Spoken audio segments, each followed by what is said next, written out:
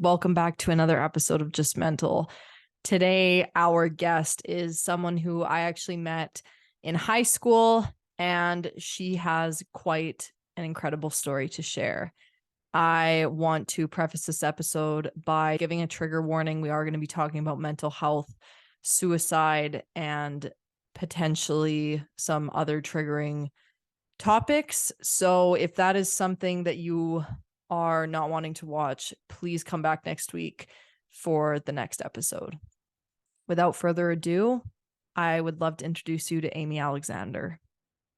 How are you? I feel like I haven't talked to or seen you in a long time. Yeah, I know it's been a long time. I'm in Regina right now, Oh, currently. I'm in my dorm nice. room. Yeah. How are you Yes, but liking it? it's okay. It's definitely colder here and a little bit isolated from just like everyone that I like know and everything, but I think that it's good that I'm here. Yes, how are you doing? I'm good. I'm good. Thanks for asking. I'm really excited to do this with you. I think it's going to be a really incredible story to share. Everything that you've been through has been very inspiring, and you were someone who really helped me early on when I was going through a lot. So I really appreciate you coming to do this today. Yeah, of course. I agree. I think that our stories definitely connect and like link and line up very, very closely, obviously. Yeah, So yeah. Yay, awesome. I'm Well, excited. welcome. So we obviously met in high school and we were very close during those initial years. Let's go back before we met because obviously childhood and your upbringing has a huge impact on who you become as a person, the trauma that you carry with you as you go Mhm. into your older years and all that kind of stuff. Yeah. Okay, so I guess to start off, I just remember my stories mostly about like mental health. And I remember from a very young age, probably like adolescence, like 10 years old in middle school, I remember being like quite depressed, being very upset. I remember in those years everyone is very like dramatic and everything is very like self-centered. And I remember everyone that like I would share that I was like experiencing this or I'm depressed. Or, oh yeah, like me too. And being 13 years old and it was very normalized. Like everyone was sad, everyone was in that like transitional period. And I think that because I saw everyone else like stating that they were also like experiencing mental health issues, but at that time we didn't really understand the severity of it all. It got brushed under the rug. I remember being in middle school and like very often going to see the CDA, like the counselor, and I remember being lots of like conflict within my friend groups, and we would always be like sent to the CDA to like, go on our lunch break and do like friendship like counseling and different things like that, and being always in that chaotic state with a lot of friend groups at that age. Looking back, I think that it definitely connects with like my struggles carried on throughout like my later life and insecurities within friendships for sure. How would you describe your upbringing and your family? Can we talk about that a little bit? Yeah, my parents were very strict. Like when I was growing up, my father like would explain is very like stoic, very man that I didn't necessarily like respect, but like feared in a lot of ways. So it was like to be able to voice what I was going through was always like very dismissed, even as a child. I very much shown a lot of signs of anxiety throughout my childhood and fear, but it was just like pushed on. I remember like being on our boat and I was terrified of being on our boat and going fast and everything and just like the anxiety around it. But it was something that like we did as a family. It was something my parents enjoyed doing. So just getting sent right on the boat and getting in lots of trouble always for crying or being so worked up. My parents couldn't really understand where like these big emotions were coming from. And then it ended up I had within the anxiety, I had some very bad like stomach issues constantly. And I ended up getting tested for all types of gastrointestinal like celiac disease, doing lots of like testing trying to figure out what the cause of these like stomach aches and like intestinal issues were, and it just comes to be like it was just like anxiety from a very young age, being very fearful of life as a whole. I think I experienced something not quite, I don't think it was quite as, what's the right word, as noticeable, but I think My Mhm. parents, similarly, they didn't really understand. In their generation, it was nothing like that really existed. And so when I did start bringing up that I was feeling a certain type of way, it was always just, why don't you just try something new? Or maybe you're not happy with such and such. And they, again, they just couldn't understand.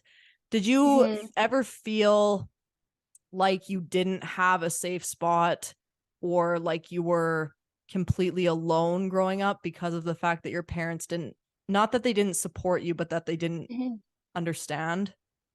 Yeah, I would say so. I know for me, especially like within my upbringing, we were never allowed to close our bedroom doors. So there was never like a space that I felt that was like my own to feel those emotions. At any like time someone, it wasn't even like a knock on the door, hey, can I come in? It was just like, this is our house. Like we own this room, this space that we're coming into. And so yeah, it was just like very much like I couldn't cry, couldn't show it, and it was very kept like within just like myself being unable to express that for sure. I did not feel supported at that time. I just remember my dad was like, "Smile more. Why aren't you smiling?" And it's life sucks today. Like, how do you explain that? Oh, but why?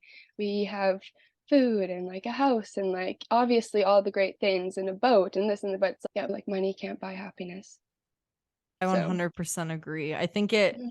it's easier to blame external things or to try to look for a reason in the external things besides like looking at the actual problem and seeing it for what it is, Mm, especially if you haven't maybe gone through something like that yourself or you don't know how to personally deal with it. A lot of the times it is not trying to defend people who don't support what we're going through, but you quite literally do not understand. And it's really tough as someone who's going through that, and experience that. And parents, they want a quick fix. They want to be able to help you. And I think that obviously from parental standpoint, to see your child struggling and not understand how to like support them or help them within yourself almost I feel like would close you and shut you down. If I can't help, then like I can't like what do? I don't want to talk about it. I want to be able to be like someone for you, but obviously that's not the case. So I agree completely that you quite literally don't understand unless you're in that situation. So growing up that way, how did that affect your relationships friend wise? Like looking back, probably when you're in it, you don't really make that relation, but looking back, do you notice how the relationship with your parents affected other relationships in your life throughout high school and into your older years? Yeah, definitely. I think that it was a lot of just feelings of isolation. I remember, especially my teenagers, like screaming matches with my parents and like sobbing. I'm like, you don't understand because either I was overscheduled due to like recreation, and I'm so thankful that I was able to do the recreation I was able to and had the money for that. But like, I wasn't allowed to be going out with my friends, or even like in middle school, I was just like always rushed off to dance or rushed off to basketball or soccer. There was no type of time to be included with those friends and be, yeah. So it's just like always a little like step back and not in the in group as much as I wanted to be. I like was missing the inside jokes and connections. And I think when you are used to being on the outside in all of your relationships, like you always just assume that you're going to be on the outside. You're always like not as close or connected as everyone else because that's what you're used to. I think in a lot of senses. So you just always view yourself in a lens of being an outsider. So I definitely experienced that. And I guess when I was coming out of high school and exploring like certain romantic relationships, my parents still had a lot of I just had a lot of respect and respected like my parents' rules and the things that they expected of me and maintained that mutual respect. And it often from like a romantic partner standpoint, they often felt that I was either like not standing up for myself or not speaking up towards like my parents, and it just created a lot of conflict. Like they felt that I was like trying to keep the peace a lot of the time with my parents rather than like, stand up for myself. And even in my friendships, a lot of my friends would say like you can tell that within my parents we have a very like parent child relationship. There's no friendship or like deeper emotional connection other than like caregiver, and I think that's a really difficult thing to try and navigate when you're not like besties or even just like very comfortable with your family in a lot of ways. I want to talk a bit about, you brought up that a lot of your conversations with your parents ended up with you screaming and crying. Hmm. And I can personally relate to that. That's what my entire sophomore and senior year of high school were. I had such a bad relationship with my mom, and it was almost like I would do anything. It got to the point where I just wouldn't go home because it was easier to stay anywhere else and deal with the aftermath of whatever it was that they were going to say, then come home Hmm. and try to deal with it at that point. What were those moments like for you in regards to like how they went, how they made you feel? Yeah, I just remember I like very specifically one time being in the living room with my mom and dad and literally just like scream sobbing and feeling it in my chest. And I remember I wanted to go out with, I don't even think it was like out in like the evening, I think I just wanted to go see a friend or something, and they were like saying no, where I had to do something for something within, there was a lot of like boundaries being broken and just walking out. And then my dad like running out the door and being like, get back here. This is not happening right now. And that's when the fear, I think, a little bit came in of like my in my childhood, knowing that like I could not leave. There's no way. And my parents had then to take away the car, or like when I was growing up, like my phone was never allowed to come up into my room with me. It always had to stay like downstairs. So it was just like all those little things just continue to build and build. So when this frustration would come out and I'd be screaming at my parents, it wasn't necessarily just like this one situation. Like I wasn't really upset that I couldn't go and see my friends. I was upset that I didn't have any freedom, and like my parents didn't respect me enough to allow me to go and do these types of things. And I even remember 2 years ago, I was like over the age of 19 or 18, sorry, and like I still had 11 o'clock curfew. And that's when I'm like reality check. I am 100% your child, but there's like a life and I'm like a person outside of you. So that was like a big struggle, I think, was just, yeah, there was all these little things of no freedom, privacy, respect that would come out when there was like something big going on. I know for me, it came to a boiling point where I don't remember everything that was said, but at some point I just told my mom, if you're not going to let me do this stuff, then I'm just going to leave and I'm not going to come back. Yeah. And it's sad to look back on that and think that's what the relationship came to. But I think there were a lot of times where, similarly to what you went through, I would bring stuff up and it just it fell on deaf ears. It felt like no one was listening.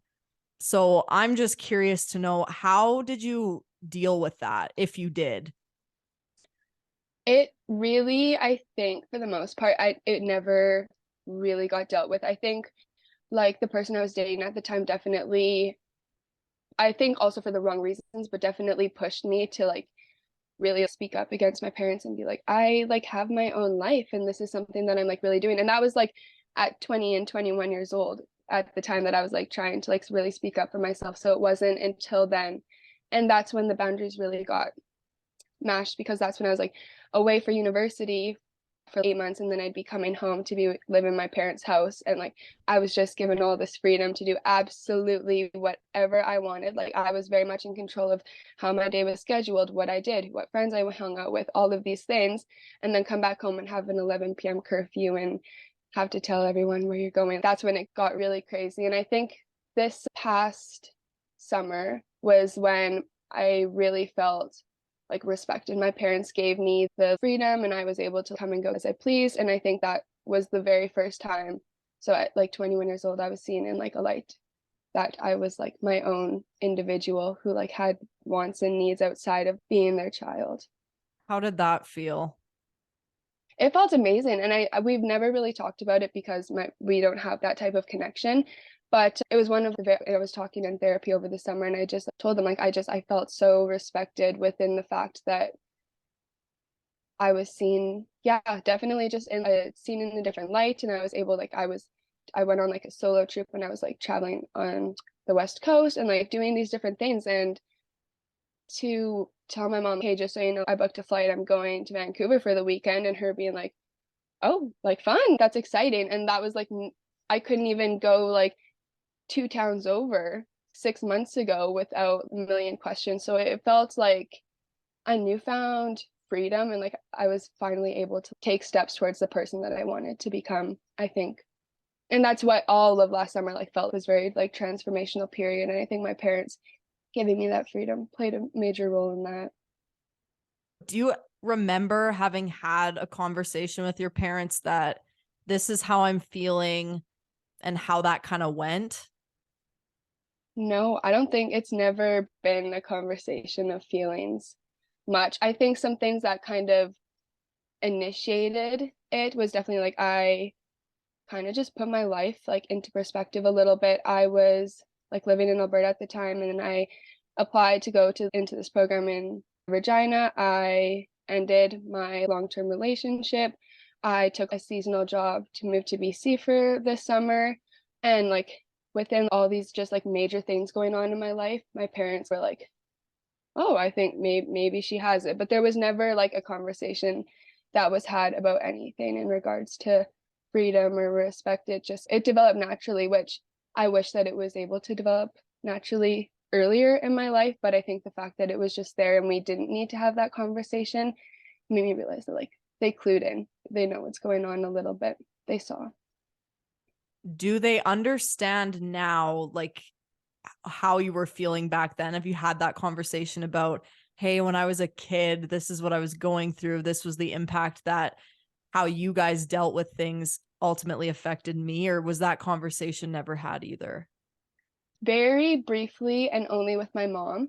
I think because just unfortunately, like my dad was like the definitely like head of the house and he made all those rules and distinctions. My mom like followed suit very well and everything. So I think now that I'm older and we're able to reflect on things together and never just briefly in conversation, never a major conversation about it.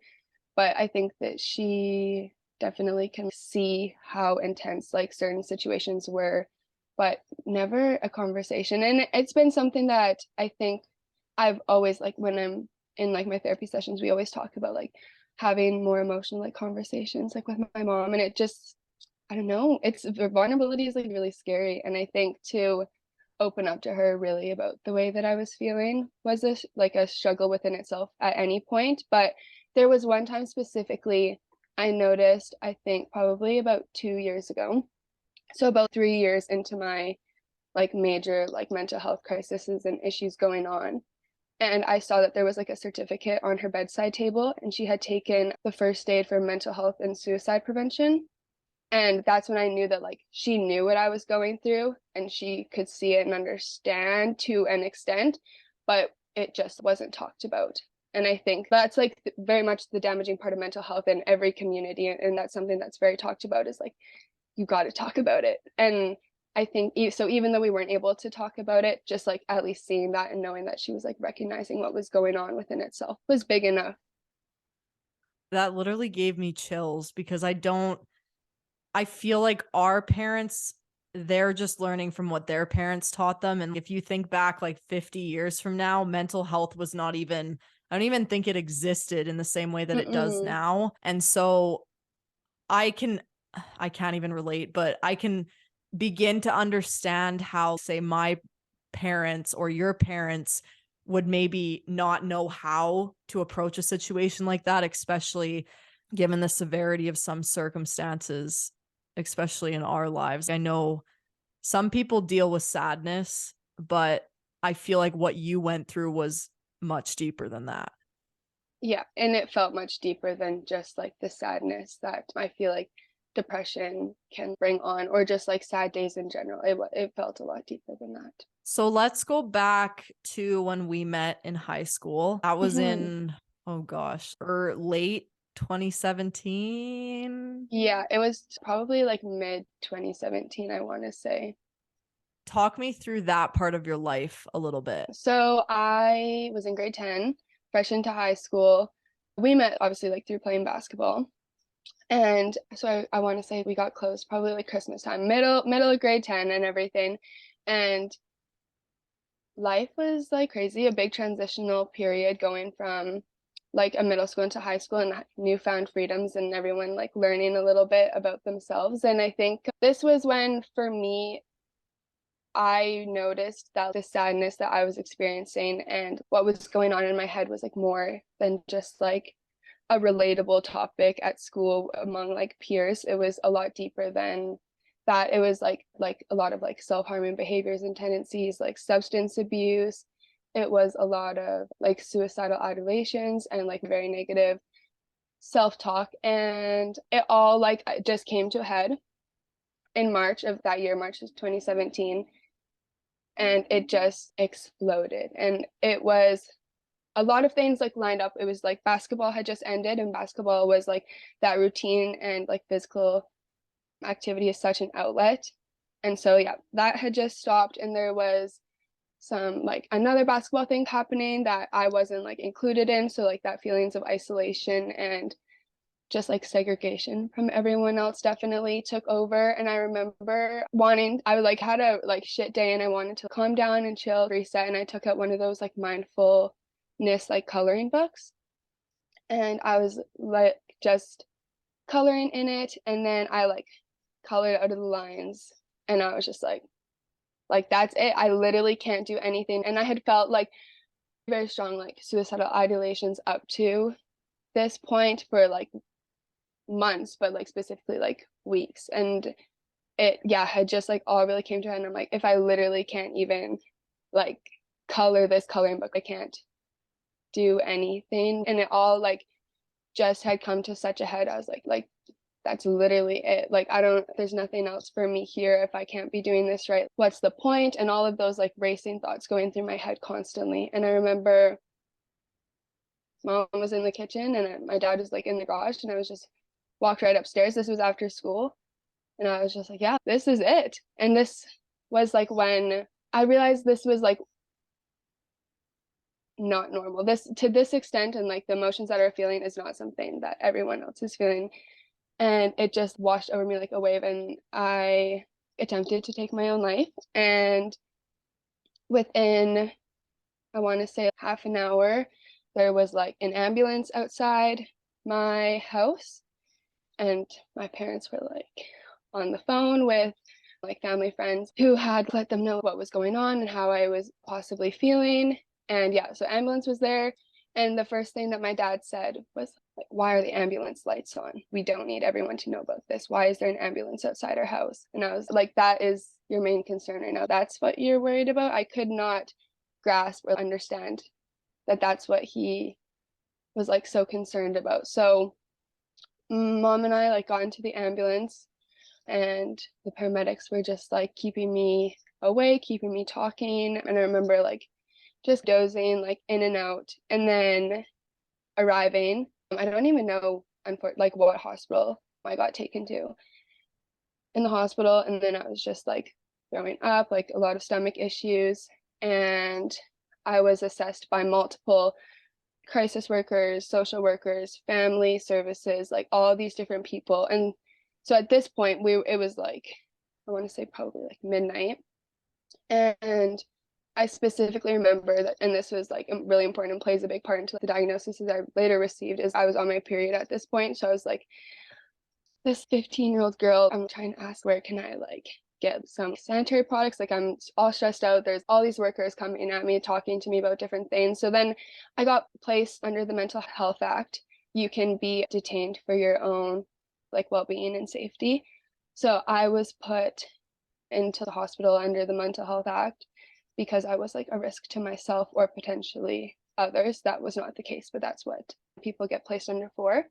So legally, like I was not allowed to leave or be removed from the hospital. My mom was with me for most of the time. And then in the morning, they told us that night that in the morning there would be a family psychologist or someone to come in, assess, talk with my mom and dad, as well as talk with me. And so it was that morning my dad ended up coming to the hospital to meet with my mom. And they just deemed that I was like safe to go home. Like, your mom and dad are very like two loving people, and you were just like a time of crisis and you can go home. And that was like a really low point. I was like, 12 hours ago I just tried to kill myself and I'm just getting sent like right home. And I couldn't comprehend or understand because I had never been to the hospital for mental health. This was the first experience, and I didn't I thought that I'd maybe be staying there for a couple days or possibly like some inpatient or hope to meet with someone else, like some outpatient coming back to the hospital, but there was nothing like that. It was like, nope, like your family's loving and caring, and just got sent right home. And that was like the start of it all. And that was 5 years ago yesterday that this kind of journey began. So yesterday I was definitely taking some time to reflect and of course like celebrate and look back on where I am now and what it took to get there, and how also very much like how other people's lives would have been like affected if they were celebrating 5 years of my death yesterday, like what that would even look like. That's a very far concept and very heavy to think about. I just want to say I'm also very proud of you. The Thank girl you. that I knew in high school was one that this is the girl that I knew you were going to be. Mm. So I'm very proud of you. I don't think it's a secret that our mental health care sucks in Yeah. Canada. It's absolutely Hmm. horrendous. Did you feel as though you had been let down or that the healthcare system failed you?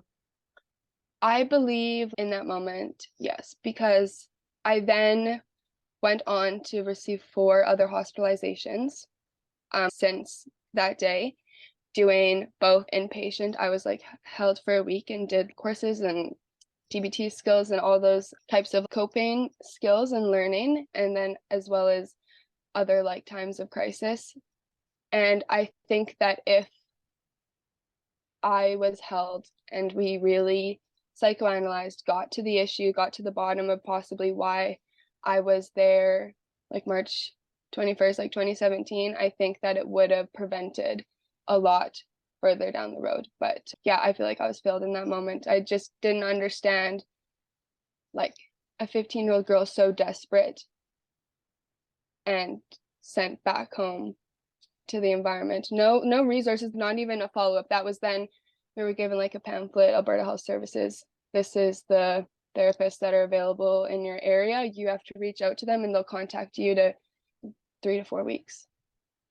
Like It honestly, it breaks my heart that there aren't more resources. Obviously, you could go and get a therapist if you really wanted to, if you have $250 an hour to spend to get a therapist, which or six many months people, waiting. yeah, exactly. Most people Mm-hmm. don't have that, either the time or the money. And that's a big reason actually why we started this podcast, is because I feel like if we can have somebody in a position to change things hear about this, then maybe there will be something to change, and somebody in a position like you were in can be helped in a way that you never were. Yeah, exactly. I want to go back to when you mentioned that you had a family psychologist come in and sit down with your parents, Mm. deem them to be a loving and supportive family environment. Did a part of that, did that make you feel a certain type of way? That's the thing, and that's what I struggle with a lot is my parents are very loving people. They're amazing people, really straight from the textbook, like great parents. It was just the fact that I don't know, I was scared to go home and then have to talk with them about it. That's what I was really scared because like I didn't have to tell them that I was like super depressed before this, or I didn't have to explain to them that I wanted to die or that I was like feeling this type of way. But once you, and that's another thing that came with that I like didn't grieve at that age and I started grieving later on was like not only are you now getting sent back home and now you have to go and talk to your parents and be very vulnerable and share all this information with them and tell them what's going on, you're also grieving the fact that you lived and that you survived that because you were hoping to not wake up. You were hoping that you would have died. So like then it would have ended. You wouldn't have to have these conversations with these people and tell them what was going on. So then to wake up in the hospital, have this psychologist say, yeah, you're going home with them. It's something that you weren't even prepared to, like, you could not prepare yourself to go and have that conversation.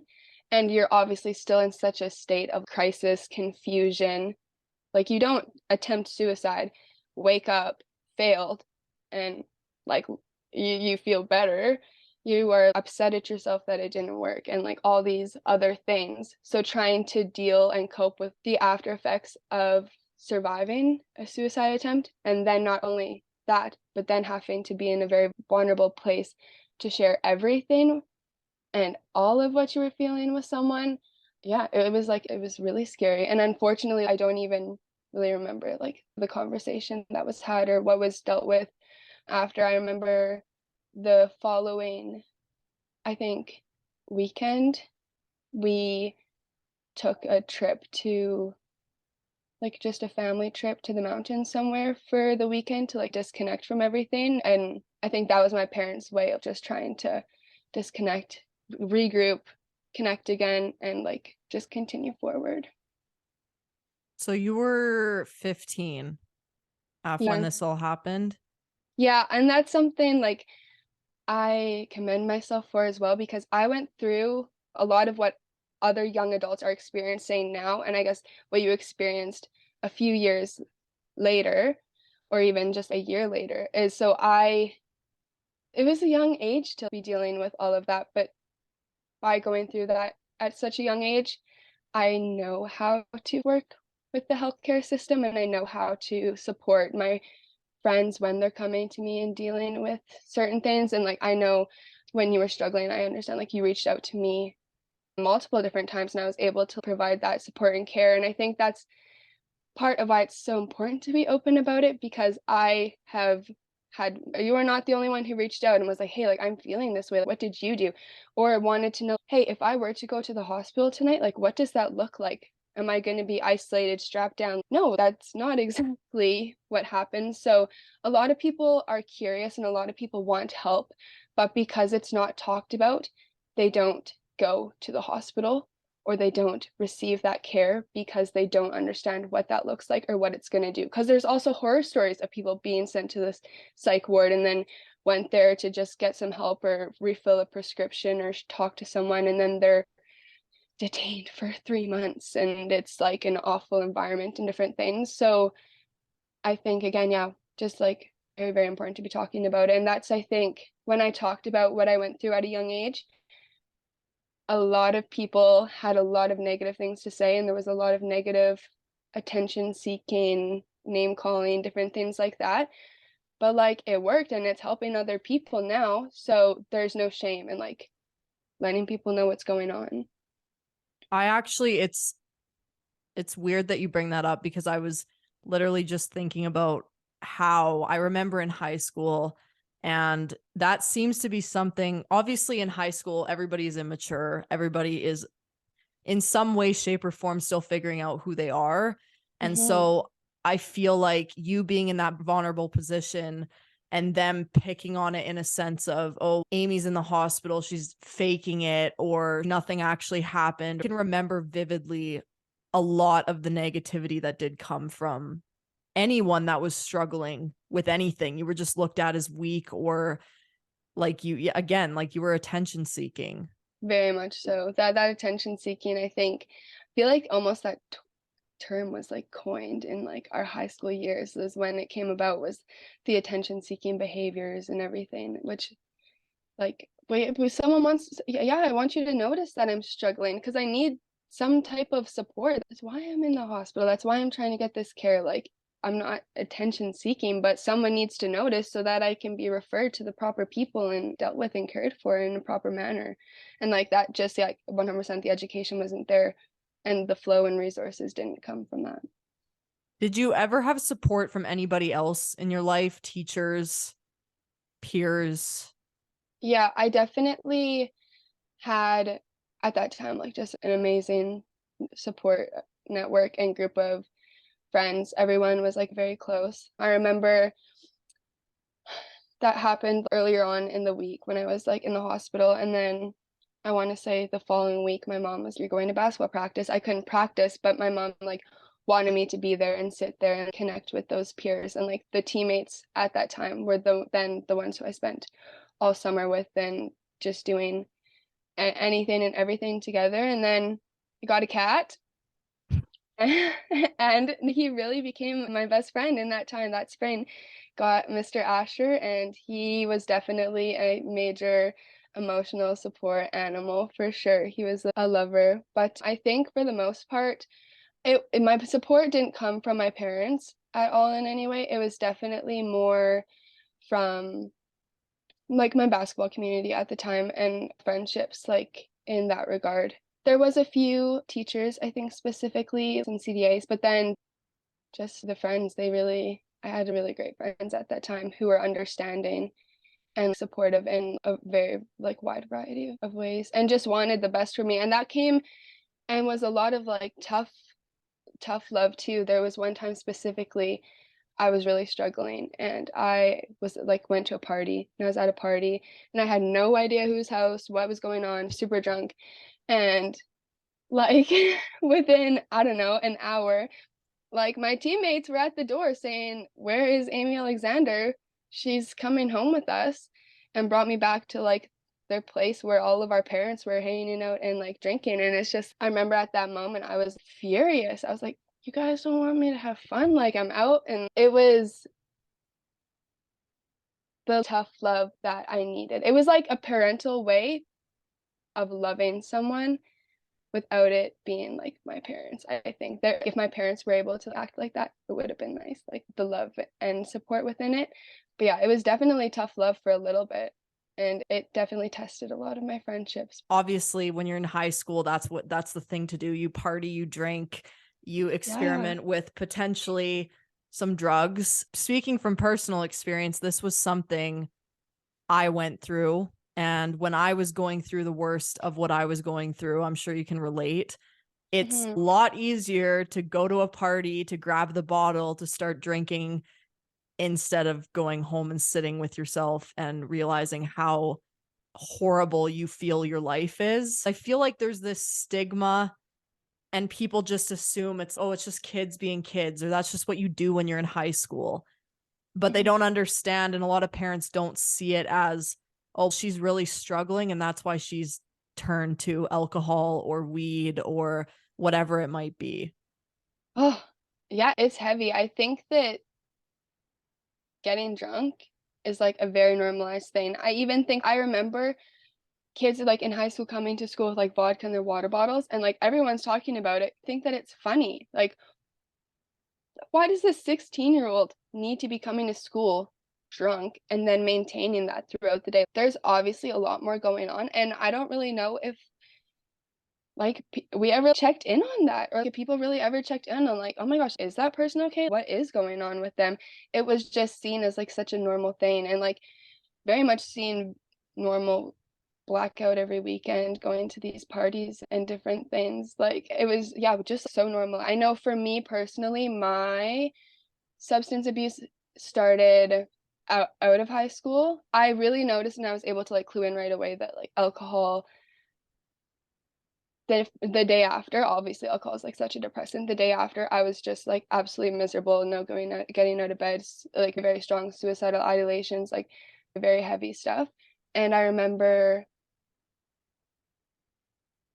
turning to weed to cope with that and counteract it. And then it just became like constantly every day, all the time, because it's better to feel numb and nothing or like a little bit of a euphoric high or being able to laugh and giggle and be able to just turn off whatever was possibly going on and just be in that moment. But you're not in that moment. You intoxicated are in that moment. That's not real. And then I remember also like experimenting with other types of drugs and not necessarily feeling the same benefit, if that makes sense, as like the calmness that marijuana definitely brought me and provided for me.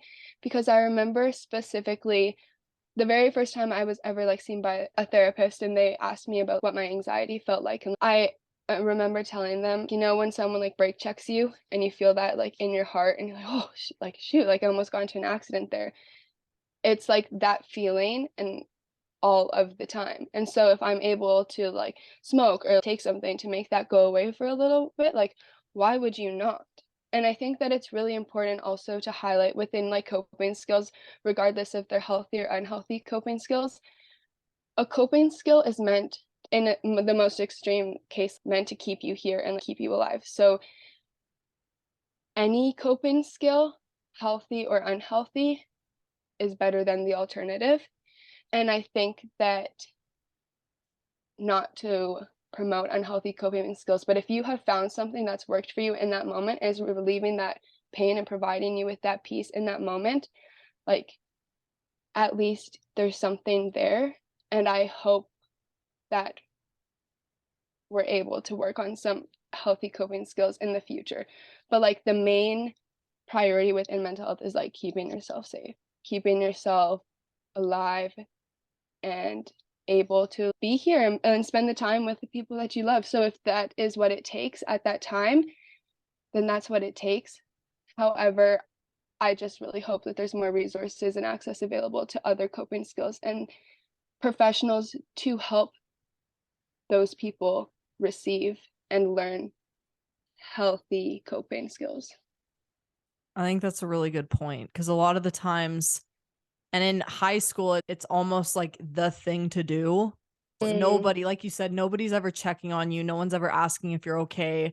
It's almost the drunker you get, the more likable you are, which is very completely much so. messed up. But I can vividly remember being in high school and getting so drunk that I was sitting on the stairs just crying about a guy that I'd only known for 5 months. And I swear I thought I was in love, and it obviously was not love. But Mhm. I think it just goes to show that when you're suffering that bad in your reality, you'll do anything to, like you said, feel nothing. And that was better. That was a better alternative than feeling the pain and the sadness and the anxiety of everyday life. So while it's not, maybe not healthy, there is value, maybe not value, but there is a point to say that if it keeps you here, then that's step number one. Exactly. You've Oh, been very open about your sexuality, coming hmm. out as bi. I use the term queer. Okay, That's queer. how I feel. Yeah. Okay. Can you Mhm. tell me a bit about what that experience was like? Yeah, so I guess a lot of people, like, their favorite question is like, when did you know? And my question or answer to that question is always, I just did. A lot of people, they're like, I realized like in college, or there was like this girl who like made me realize something. But for me, like just when my friends started liking boys, I also just started liking girls. There was no like separation between the two. And I remember at a very young age having sleepovers with my friends, and we would like kiss at the age of 10. I was literally having queer sex with, like, my friends, and that's weird, like, weird, but I know that I wasn't the only one, obviously. It never felt like there was something wrong, and I actually like, me and one of my, like, best friends to this day, when we were younger, we would, like, just kiss on the lips because that's how we thought you just showed love to each other, like, you just kissed. And I also remember I didn't think that, like, gay people could get divorced because I never heard of gay people getting divorced, so I was like, "Obviously, we're elite." Like, I just didn't understand kind of the concepts around it because it was not something that was like talked about in my house, or I never learned about it in school or anything. One of my dance teachers when I was younger was a drag queen, and he's also very queer and very gay.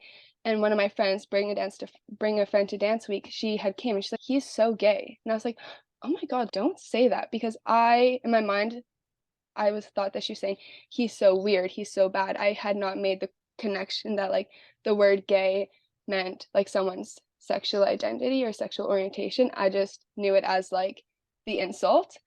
So I was like, "Oh my gosh, don't say that." Nope. He is so gay. I don't know. I think for me, my sexuality was never something that like made me feel less than, excluded. I never was depressed, anxious, upset in any type of way because of like my sexual orientation at all. It was never something that really caused me to feel any sort of negative feelings about myself or view myself in a negative light. It wasn't until I was in a relationship with a boy, we broke up, and then my dad was very concerned for this boy because my dad had found out that me and this girl had kissed at the birthday party from my phone being downstairs, and my parents, like, the lack of privacy that was there, he had seen that, and he came up into my room and he was like, "Are you and the girl dating?" And I was like, oh no. And he was like, oh, but do you like her? And I was like, yeah, like I think so. And this is when I had just broken up with my boyfriend, and he was like, my dad was so concerned. What is this boy's like ego gonna be like? This boy's gonna lose all his friends. This boy like turned his girlfriend gay, and this boy was like the quarterback of our like high school football team, and my dad was just like so concerned about this man's ego, and I was just like, not a single care in the world. He didn't want to know anything else about me or like about her, anything. So I think that's when I was like, what's going on here? That's not really a normal reaction to have, being so concerned about this man. And then it was also, I struggled a lot like in high school. My girlfriend at the time wasn't out and wasn't like ready to share her sexuality with anyone. So it was quite like a hidden relationship. Like her parents ended up actually like never finding out. And my parents didn't know, and like most of our friends, I had a very queer friend group my last year of high school when I went to back to the high school in grade 12. And like everyone else knew, just yeah, definitely like not her parents. So there was no post. We weren't allowed to really be that out and proud. Didn't want like teachers knowing and stuff. So that was my first, wait, is this like bad? Am I doing something that I'm not really supposed to be doing? And then we ended up breaking up just after high school. Worst, I thought that was the end of the world for me at that time. But I think that it just kind of showed me that there's nothing to be ashamed of being queer in any capacity. And I didn't understand. I thought that the problem was like me. Am I not good enough? Like when you come out, is it something that you want? Like like you want to make sure like you're gonna marry this person, or I'm just not the person that you like want to come out to your parents for. Like I really struggled with that, and they ended up coming out like later on and being with someone else, and we're best friends now. We were actually like talking on the phone yesterday, and we're still like very much in each other's lives, but it took a lot, pretty much 3 years of complete separation and a disconnect to be able to see each other's points of view and like kind of rehash and talk about things. Queer relationships look very different and seem very chaotic compared to like heteronormative relationships. And one thing that we just kept repeating is the fact that not only are you two people trying to navigate what a relationship looks like, because this was the kind of like a first real romantic relationship. What does a romantic relationship look like? Who are we as people? Not only were we trying to do that, doing our best within that, but what does a queer relationship look like? One of us wanted to be out, and one of us was like not ready to be out. There was so much more going on in that moment that we couldn't take a step back and realize at that time. So we were really doing and did like the best that we could in that moment. And I think it's a really commendable thing because we were only one of, I want to say, possibly 3 queer couples in our school. And I think that it was a very brave thing, especially in the town that we grew up in and everything. It was not a very accepting school. So I think to be able to be there and just try to love the best that you can, like no love is a waste. And I think that we're able now to have a very strong friendship and be able to realize that. The tone that I'm getting is that obviously Hmm. your dad wasn't supportive and in a sense might have been, Homophobic. yes, Hmm. homophobic. Do you find that's still the case, or has he come to accept you for the way that you are? Both my parents, it was just like not really something that was like talked about. Just don't tell our extended family members, this is your own thing, maybe it'll change. So they were very much, we just don't talk about it. It's not talked about in any light or in any form. Well, I've had 3 different like romantic partners, and they have been loving to all 3, and they see them as individuals and care for them. I'm now really just starting to show like love and affection in front of my parents. Like I would never have kissed like the person I was dating until pretty much like 2023, like this year kind of thing. It was just not something, I'm not a PDA person much in general, but I was just like, this is so silly. Like, why am I kissing you upstairs? But then when we walk downstairs to go, I'm not gonna hug you goodbye. It just felt so silly. So my parents definitely don't really have any queer friends. They don't understand drag, and they don't really understand queer culture as a whole. However, they have never been people to shame me in a way or think that I'm like a bad person or wrong for who I love. They're just not openly like that, like supportive about it or anything like that. My girlfriend, her mom, she found out that I had never been gifted anything Pride before. My parents had never given me like a Pride thing or any rainbow stuff. And the second she found that out, my Christmas gift included Pride bandana to wear and all these different rainbow socks and different things. And it was just like, if I can't be receiving that from my parents, I'm just really glad that I have others in my life, especially her parents, who are loving and wanting to do that for me. Now that you're out and that you're openly expressing that and Mhm. exploring those relationships the way that you want to, obviously in high school, all the eyes are on you. Now that you're out Mhm. of high school, I felt like it was like the chains were coming free. Like I could do whatever I wanted. There was nobody Mhm. had a magnifying glass on my life anymore. Do you feel like coming out in that sense has allowed you to be a happier, healthier version of yourself? Yeah, I think so, 100%. I think this summer especially really reinforced that for me because it just ended a very long relationship and I like had no idea like who I was because I definitely gave into all my people pleasing tendencies and I created a version of myself and who I was in that relationship was not me at all. And to be able to come out of that. And then this previous summer, I discovered a group of people who I adored, and we did everything, and they were all very queer. And we were like going to Twisted in Calgary every weekend, and drag shows and performances, and exploring gender identity and talking about that, and like the use of pronouns, and all these different things in which like I had not taken that much of a deep dive into. So to be able to do that and be with those people and have those experiences in the moment was just very liberating. That past summer cultivated who I am and moving forward who I've continued to become. For someone who may be struggling Mhm. with their sexuality or their identity in high school, obviously again, it's just a really tough place and it's a hard spot in Mhm. life to be in and not know how to navigate, especially if you don't have the support that you feel like you need or deserve. What advice would you give to someone having been through what you've been through and looking back on it now? I think the most important thing is you will find your people. Good people find good people. And it takes a lot to be your true authentic self. It is scary, it is vulnerable, and you are constantly coming out and sharing your identity with other people. But I'm no more like queer than I am a student or a sister, like all these other things that make up my identity. And a lot of people try to like if they're gay, it's I'm gay and that's who I am. But there's so much more to you. Your sexuality is your least interesting thing about you, if I'm being honest. So you will 100% find your people. And I think it just takes getting out of your high school to understand that. Going to a university, there's so many people, and most universities have some type of GSA or queer club, and like it is intimidating. But the very first thing I did when I transferred to a new school this year here in Regina, I transferred, and the weekend I came here was actually Pride weekend in Calgary. So my girlfriend, all of my friends were all celebrating Calgary Pride, and here I was in Regina, Saskatchewan, in my dorm room, just sobbing. I'm like, I just want to be there. I almost actually drove home 16-hour round trip just to go to Pride. And I was like, that is so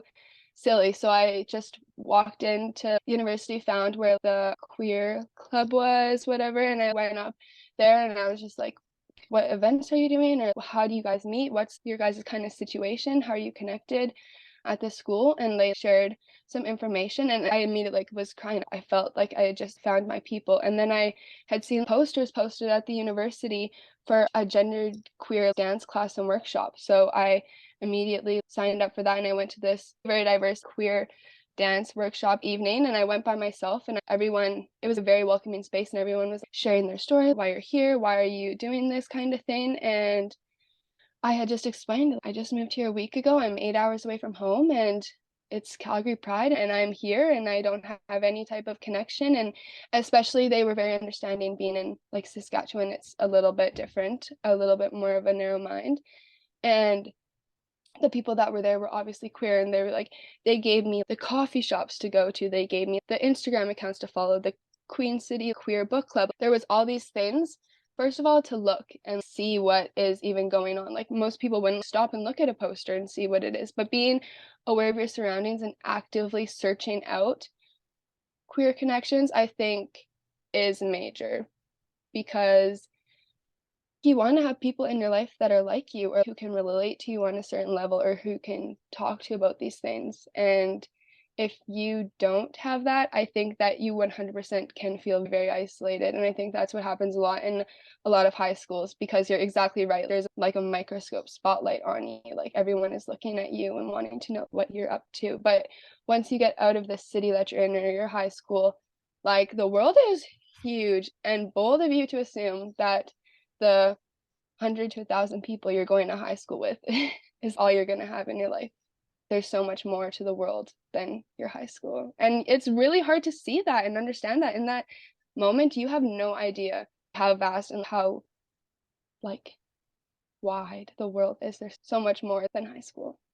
I love that you say that because again, when you're in the middle of it, I remember a lot of the relationships that I had in high school and I'm just like, what happens if this ends? Like my life's over. Once I leave for university, over. Like how am I going to maintain these friendships? And I think it really goes to show even our relationship, even though Mm-hmm. we're not as close as we are or as we used to be, that people come into your life for a reason, even if it's just for a season. I think Mm-hmm. that's a really important lesson that I wasn't mature enough to understand when I was obviously in high school. And looking back, I am just so thankful for all the relationships I was able to have.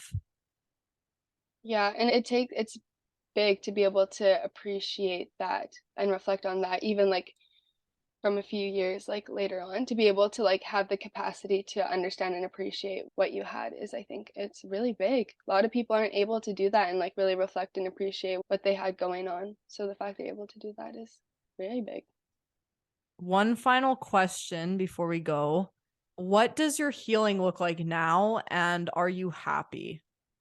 Oh, what does my healing look like now? Yeah, so I think in order to talk about my healing, I think yeah, so I've had 4 serious hospitalizations. I've had over 7 therapists, like within these 5 years. I've tried, I want to say almost like 5 to 7 different types of medication. I've moved to 3 different cities, 3 different universities, and like a major change, like everything. It has been very crazy. And I think what my healing looks like now, I am not on any type of antidepressants or anything. I found out that those are not really working for me.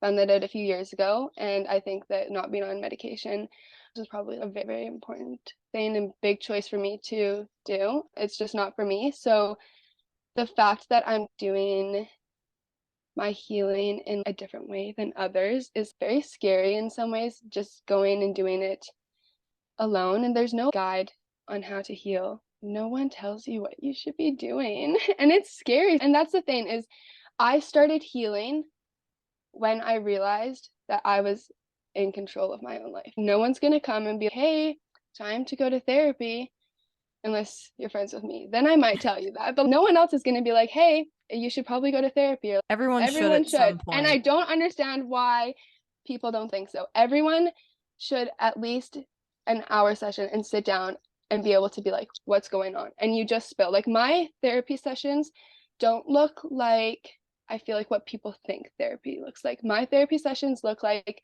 me sitting down in front of a therapist and it's just gossip. It's literally 50 minutes of complete gossip. I need someone to be able to sit with me and for me to be like, guess who's being this and this, and guess what's happening, and guess what's going on. I just need a space to be able to share the big things, have someone validate that, yeah, it makes sense why you feel that way. I'd feel like this too if this is what was going on in my life. And then we're done. I'm not unpacking years of childhood trauma or why I don't feel enough in certain things. Like it's not like that. It's really like a goss that's just like, guess what my girlfriend did this week? Let's talk about it. And then it's, hey, guess what, Rowan? Candace thinks this and this about you. And like it's more, yeah, 100% goss. And I think that people have a very clinical view on what therapy should look like. So it's scary for a lot of people. But yeah, my therapy is just a goss sesh. And that therapy session is always just booked when I feel like big feelings coming on. I don't have it. When I was struggling a lot, I was having therapy like 3, 4 times a week or weekly, and now it just looks like I'm like, or if I know, because I was diagnosed with PMD, which is premenstrual dysphoric disorder, and because every time that I was hospitalized, I was on my period, and so there's like a major connection between the emotions and what was going on in my body at the time. So if like I know that I'm not feeling well or something's coming up, like probably should book a therapy appointment, go to it, chat about it. So therapy, I want to say like once a month, and just understanding that you can release things that don't serve you. You are so in control of your own life, and no one understands or realizes that. And then once that clicks in your head that it's you and that life is like a real thing and you're actually here and you're making these choices and that affects your life, I think that's when I started healing. And I think that's what I wish for everyone. I hope for everyone. If you don't see like your life today is not how you want your life to look like in 30 years, like you need to make those choices today, because today will look like tomorrow, which will look like the next day. And if you're not seeing like you want to marry the person you're with, if you can't continue to see your life in that light, then why are we still doing this same runaround over and over again? And I'd say I am very happy now. And that was something I felt a lot in the fall, that I was like just extreme happiness. But with that extreme happiness, there's a little bit of fear of relapsing or feelings of being healed, and but knowing that something's going to come creeping in. March has always been a struggle for me. I've been 3 of my 4 hospitalizations were all in March, and I think that now, so being in March more than in the fall, I'm like this is a slump, but now I'm able to recognize that it's just a slump. Like it's not the end of the world, and like life is going to get better because now it's spring and the sun is shining and there's more going on. So being able to see that from a different perspective and having an outsider's look on life as a whole rather than the moment is very much helping with that healing process. I think I'm always going to be healing from what I went through. I think that sharing my story right now with you is a healing process. I think having whoever ends up listening to this and talking with me about it later is going to be a healing thing, and just being able to continually talk to others about what you went through and what's going on in your life is constantly healing and constantly always being damaged as well, and just keeping going, picking up, moving on. As you were talking about, like, just listening to you talk about that, it makes me so incredibly happy because, like I said, the girl that I remember in high school is so different than who you are now in the best way possible. And the fact that you can sit here and you can tell me that you're excited about tomorrow it just makes me so happy. And I'm incredibly thankful to have had the friendship and the relationship that we had, and for you coming on this podcast and sharing your story. There's so much of it even I didn't know at the time. And I think this is going to be extremely impactful. And I really just want to thank you because it is a very brave thing what you were able to do. Yeah, thank you. Yeah, I appreciate you being able to, yeah, of course, facilitate and hold space for people to be able to come on and share their stories. I can imagine the weight that it also carries with you, just hearing everyone else's stories and taking that on as well. So thank you for listening again, because you listened for years and heard what I was going through, and you were one of the friends who were definitely that support system within that time frame, who quite I'm literally saved my life, seriously. And there was a lot of resentment for that for a long time. But that's like exactly why we can be here today talking about it. And I can probably say the same for you. There has Mm-hmm. been a mutual, I can just appreciate you so much and our relationship. So again, thank you very much for coming. Mm-hmm. And I look forward to seeing what you do next. You as well. Bye bye.